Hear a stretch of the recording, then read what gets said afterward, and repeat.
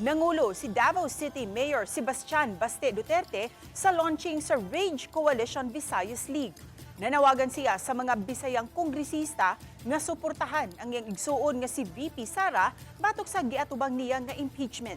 Ano ang report ni Fem Maridumabo?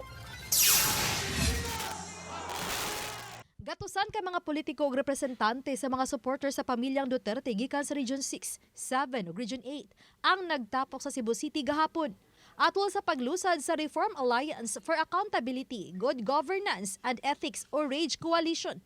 Usa ka political alliance sa 111 ka mga grupo sa mga supporter sa pamilyang Duterte sa Kabisayan.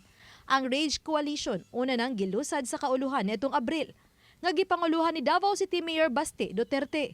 Sa iyang pamahayag, iyang gitataw nga giuna sa administrasyon nga masigurong magpadayon sila diha sa pangagamhanan ug nga namalik ang problema sa illegal nga drugas ug korupsyon nga maong matud pa ang batukan sa RAGE Coalition. Giulagway usab nini ang political culture karon nga puno sa pagpanghadlok pinaagi sa mga transaksyon sa kwarta ug pagpanghadlok nga ipangkiha. Sama na lang matud pa sa nadunggan niini nga tanyag ug hulga sa administrasyon ngadto sa mga kongresista sa himuong pag-impeach sa iyang igsuon, Vice President Sara Duterte. Kada congressman kuno, ibutang na tos kuno, hindi pa sa ilong nila nga maugin agad. Kuno, 200 million infra projects. Okay? 3 million per month in 12 months. Unya, 20 million cash. Kaning 3 months per month, MOOE ni. Kaning 20 million cash, murag upfront na, lamsam na natag.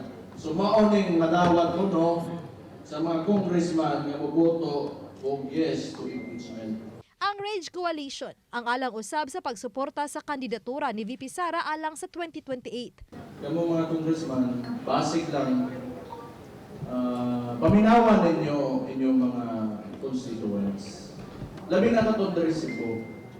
Mga Bisaya man ako amakan kadtong 2016 overwhelming man. Nitambong usab ang uban pang mga nangulo sa RAGE Coalition. Kanhi House Speaker Bibot Alvarez, Cavite 4th District Representative Kiko Barzaga, kanhi Kongresista Mike Defensor, kanhi COMELEC Commissioner Attorney Rowena Guanzon ug uban pa. Persecution na ginagawa, panggigipit sa maraming mga kumikilos, nagsasalita tungkol dito sa mga nangyayari. Alam mo, we are in a democracy and basically we want to air out our grievances, our critique, our opposition to what is happening. Samtang, sila si Senador Bongo, Senador Bato de la Rosa ang nagpadala sa ilang mensahe sa pagsuporta sa VP Sara. Samtang ang mga sakop sa Council of Elders and Leaders sa Subo, nga mga supporters sika ni Presidente Rodrigo Duterte sama sa Maisog, Cebu, ang nihimo sa ilang panagtagbo og pagperma og resolusyon sa ilang pagpadangat og suporta kang VP Sara. Uban ni Marlon Melgazo, Fem Maridumabo. Balitang Bisdak.